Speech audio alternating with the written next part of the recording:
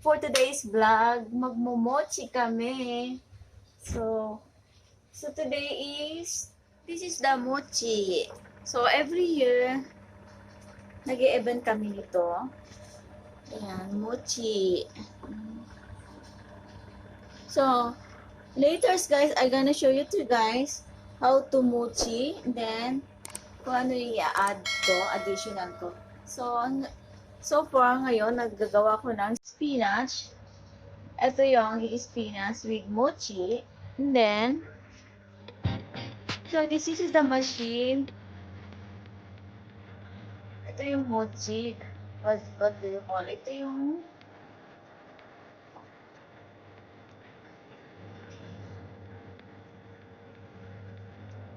so, nagmi-mix yan guys. Medyo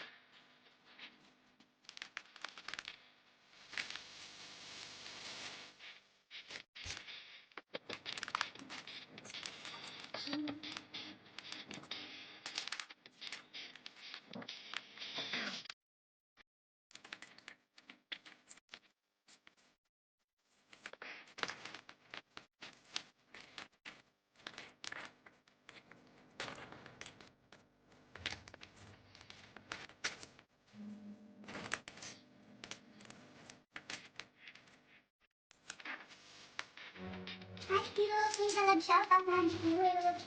I know you know me. Alam ko, nagmagawa rin sa mga What's the name? I think gumagawa rin siya. Yeah, Bonso, may galak shout out ang Kiro. Kiro siguro. Tapos mo siguro. So guys, ito yung event ng Japanese Mochi holidays, yung before New Year. Mostly gumagawa sila ng pero yung iba, sinalunan ko. Sinalunan ko yung gawin. So yung iba, nagbabay na lang sa pa. Pero kami, every year gumagawa ng tatlong taon. Binigit ng I think 3, 4, my mother-in-law. sorry guys. Nakapadyakan pa ako guys.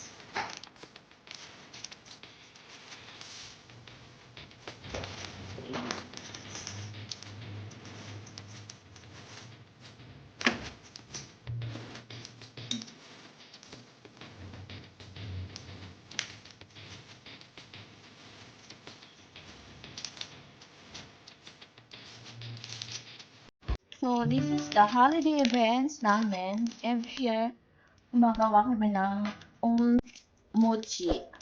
Pwede naman sanang bumili. Kaya lang mas gusto namin magdalito kami.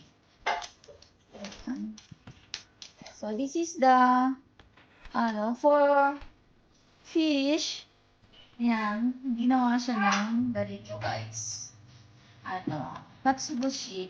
Tawag dito sa Japanese, katsuboshi.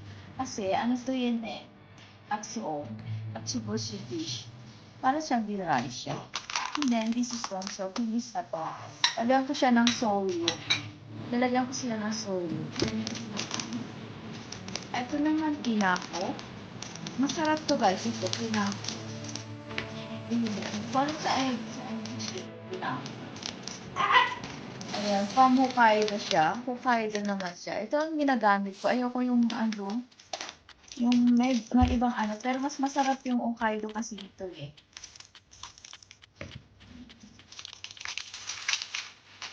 I think, sa Taiwan, alam ko meron nito. Kinaka ang tawag. Sa Taiwan, nakikita ko dun sa sa friend ko sa Taiwan. Parang may ganito siya.